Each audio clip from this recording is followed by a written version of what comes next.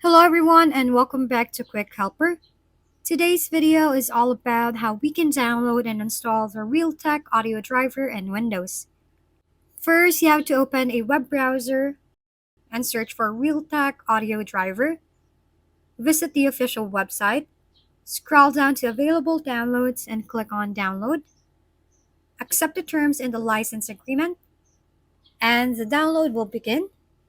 Once the download is complete, open your file explorer and navigate to Downloads folder.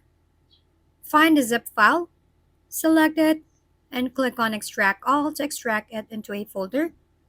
Locate the setup.exe file in the extracted folder, and double-click on it to run the installer. Follow the on-screen instructions, and when prompted, click Next to continue installing. After the installation is complete, you will need to restart your computer to finish the process.